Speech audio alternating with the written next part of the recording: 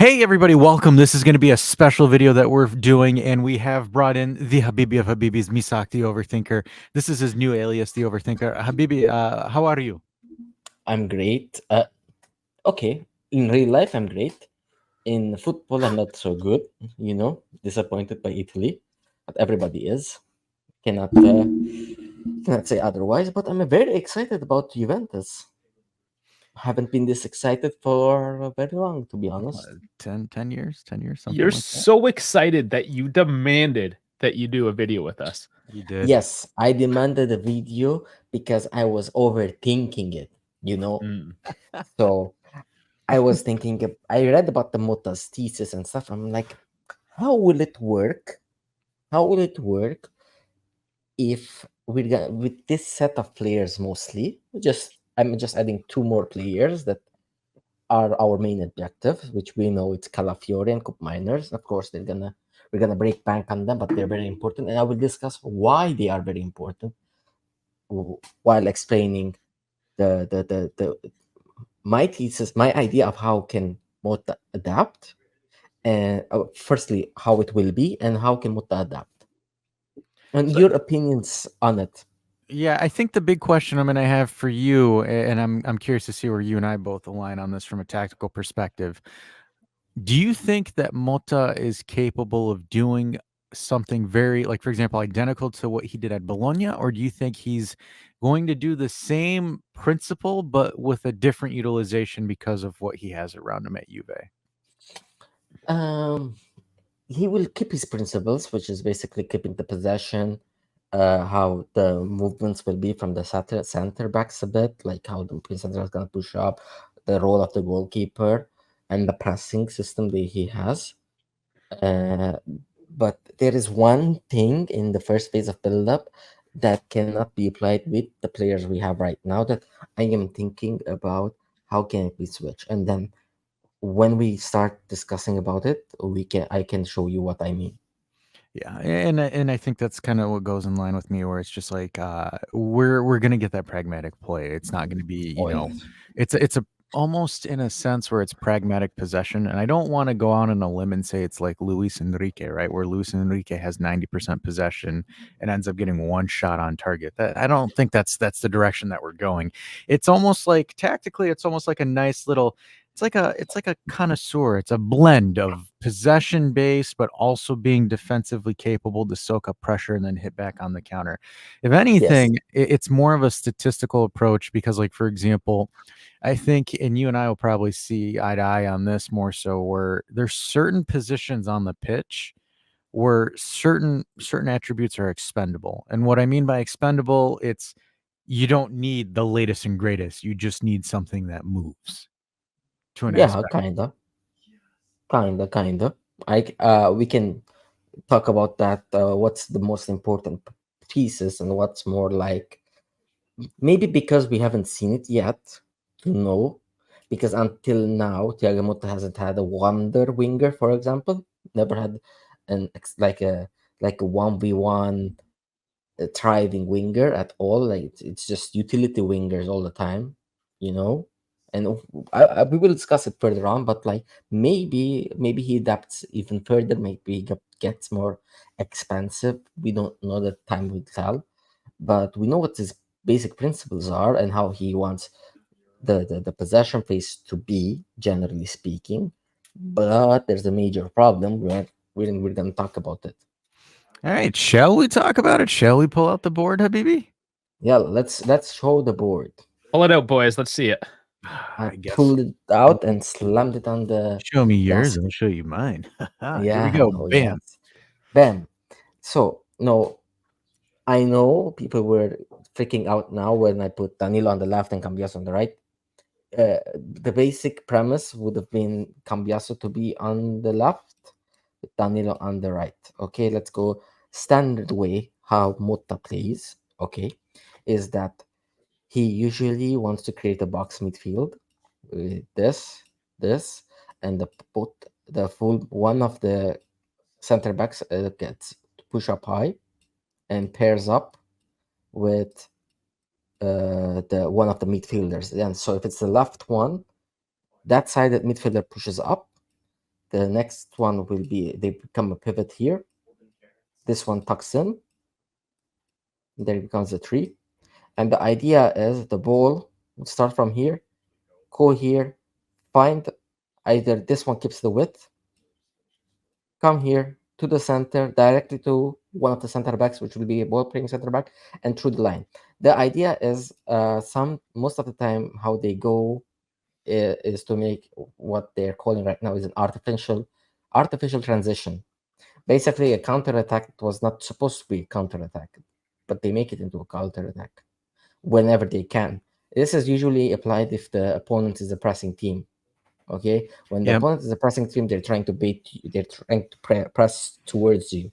So you basically bait them and try to pass through them, so you can have a high chance of scoring. Okay, so it's not a very direct play; it's a slower approach, but there's an idea behind it on what to do. Now, we have a major issue in our team, as everybody knows. And if we go back to the reset of how it's gonna be, our major problem is this guy, not the player as it is. He's a brilliant defender, but what we know from Thiago Motta is it's not gonna be just one guy playing the ball. It's gonna be both center backs have to play the ball equally, because if this one is marked out, the other one has to step up. Depending on the position of the ball, one of the center backs has to push up. That's a major issue for us, to be honest. And You know, because German Dave did a full statistical breakdown. I think it's not going to be as bad as people think. Like for example, if you're not demanding, if you're not demanding precise passes from Bremer, I think oh, he can do the simple. that's the thing. That's the thing. He needs precise passes and also ball carrying on top of it. He needs to push up high as much as possible to bait the opposition defense closer to open space than to pass through it. Something that I'm not very sure that Bremer can do. He's a physical monster, yes, but he doesn't have that aspect in him. No, So I think with him, yeah, it's more so what he's going to do is because he's going to try to. Because one-on-one and physically, I think Bremer's fantastic. So what Motta exactly. will probably do is Motta will probably have him come either behind Thuram or Duje, as we like to call him, or you like to call him. And I think he's going to mask Bremer to come in and force an obstruction to get the ball or win the ball there. I think it's almost kind of like a fake out in a sense, depending on how the play is going. But because it's kind of ironic, right? Because everyone doesn't really rate Bremer's passing, ironically, even though he had better passing statistics than Locatelli. But again, that's not much of an accomplishment. Yeah, But You I can think still pass the ball though. but Let's give him some sort of credit. precisely He can do that. precisely Look, no, I don't think he can. As far as a killer ball, absolutely not. But I think I'm kind of curious to see because, for example, Motta rates him highly, so I'm curious to see what kind of pass package he's going to have Bremer do. so that's why I wanted to make this video. So my idea at first, because if we read the thesis of how Thiago Motta wants to play with his 4-2-3-1, the 2-7-2, etc., etc., the idea was that the two center backs go higher, and these two inside to be center backs acting as full backs. Okay, that's the idea.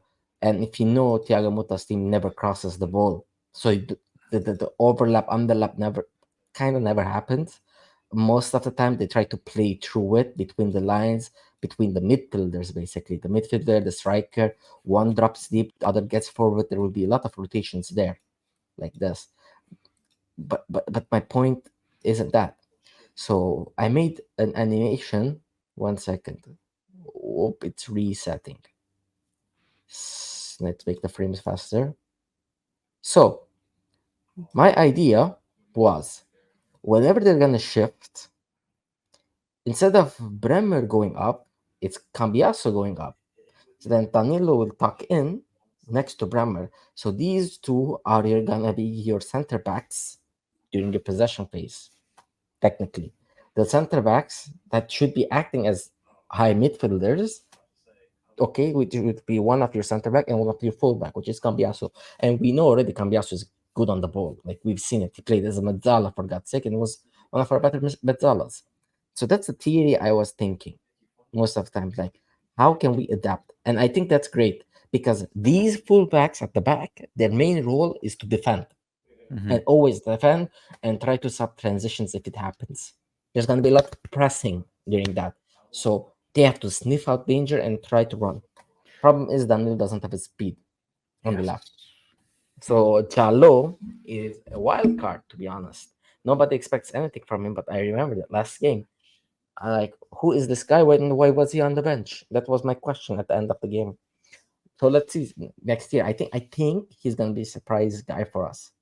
Yeah, and I think this makes sense because, like, for example, I think you and I had this conversation on Discord before where I said, what if Cambiasso gets deployed further up the pitch? Because, Spalletti might be an idiot, but Spalletti did deploy Cambiasso further up the pitch.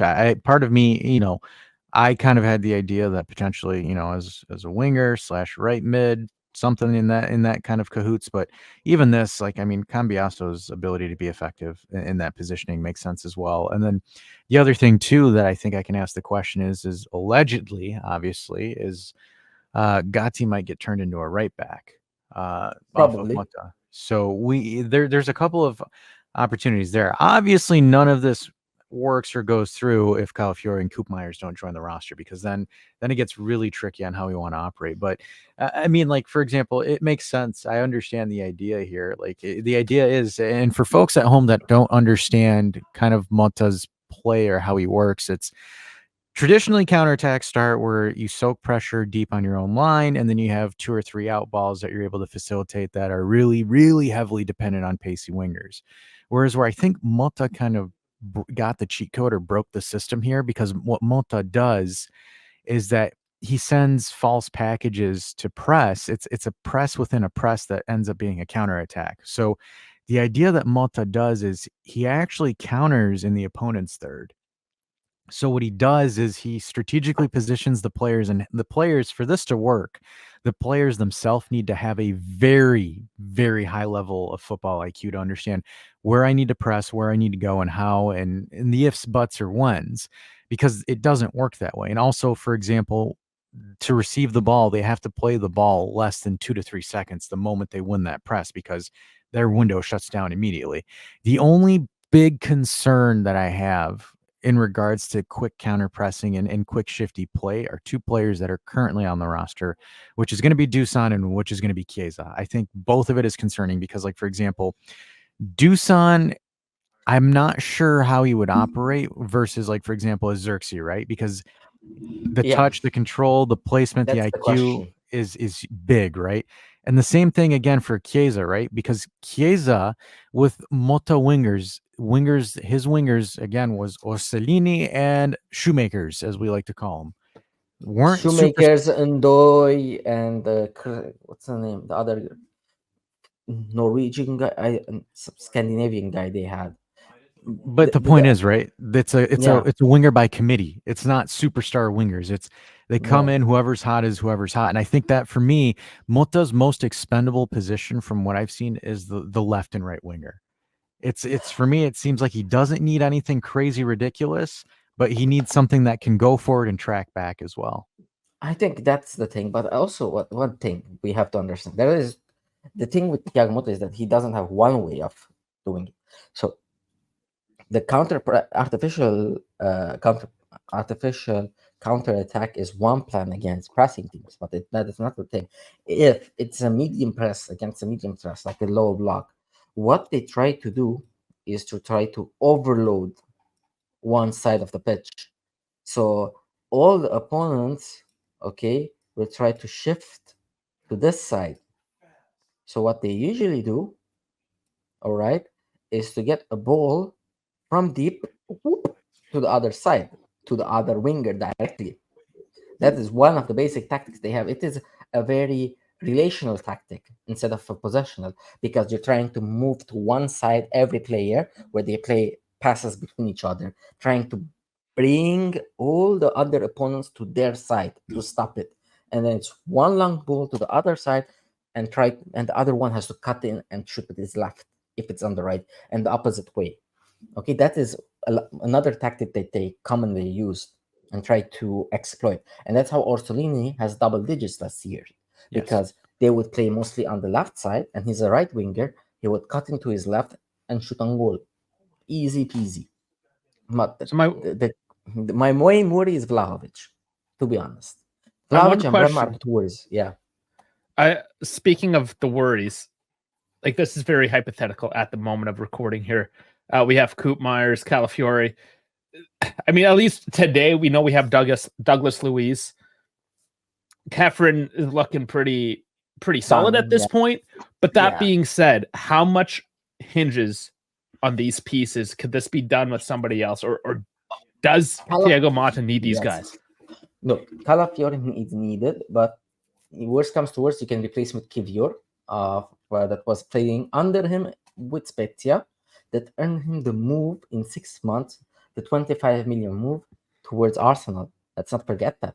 Kivior was Kivior under Thiago Motta, because he was excellent under Thiago Motta then, and I remember it very well. Same thing with Calafiore, excellent under him. So I have no worries if Kivior comes. It's not a bad thing at all. He's a great defender. For Coop now, can Fajoli go in for Coop? How does this work? No. I will give you one thing that's gonna be very shocking to people. Fajoli is gonna flop with Thiago Motta. Why? Not because he's a bad player or anything. Because the number 10 has to run, and has to run a lot, up and down, and non-stop. He has the number 10, if you see now, and in my tactical pad, is already acting here like a 6. Because he's gonna act like a 6, he's gonna act like an 8, he's gonna act like a 10, he's gonna act like a 9. Wherever the ball is, he has to find this pocket of space. Coop Miners has an engine. Louis Ferguson, RIP his knee, had an engine. Fagioli doesn't have an engine at all. So the thing with Fagioli is going to be rotated only maybe with Kefren Turam or Douglas Luiz, somebody that's going to be more sitting. Okay, it's not going to move as much as required, because he doesn't have the physical capability to move as needed. So that 10 role is extremely important. And the only guy, that's why I'm saying the only guy that has the spot is Coop Miners, that I see in the market that fits everything that is needed from that role. Sadly, I if you guys have any opinions and suggestions for other players, tell me. I would gladly listen, but sadly there is. I kind of want to be petty, because I just find it ironic, right? But let's use Locatelli. Let's throw Locatelli. Does Locatelli even fit on here? Because right now it looks like he's being open to a move to Marseille. So does Loca is Loca salvageable at this point, or is Loca just fourth option? Fourth option for either Dougie or Thuram. Yeah, let's not make this into a transfer rumor podcast. This is just a quick tactical thing here. Yeah, because anything could happen. Yeah, but his role will be one of the pivots, basically. One of the 6. And it's okay. Perfect. 6 or 8. Actually 6 or 8. The thing with Adzic, this kid that we're going to bring, okay, he's very talented, and he's going to play the 10 role as a sub, because he has no experience in it. And what I've seen from the videos, he was in the under 19 Euros, if I'm not mistaken. Phenomenal player. Let's see what's gonna happen with that kid. But yeah, the main thing is Coop Miners. That role. Calafiore, I love him. I think it will be a great bet if we get him. If not, Kivior is okay. We have that's a replacement that in the future you guys gonna be like, we replaced it, right? Okay, I have no doubts with that. All right, well, let's hope this video ages well then. Let's see if your predictions are right, if this is what happens. I hope so too. The Allegri ball one aged quite well, so I'm not too worried about that. Yeah, let's see how that goes. Guys, give us your opinion as well while you're down those comments. Make sure you like and subscribe. Follow us on all the socials, all that jazz. And, of course, the Discord. You can scan that code really quick as well. If you want to flame Misak and all his hot takes, Discord, you can do it live, or I'll make sure he gets you in the comments. I'll pass them on in case he misses them. So, guys, Misak, thank you for that. Welcome. Thank you for your time. All right, guys, peace out. We'll catch you on the next one. See you, boys.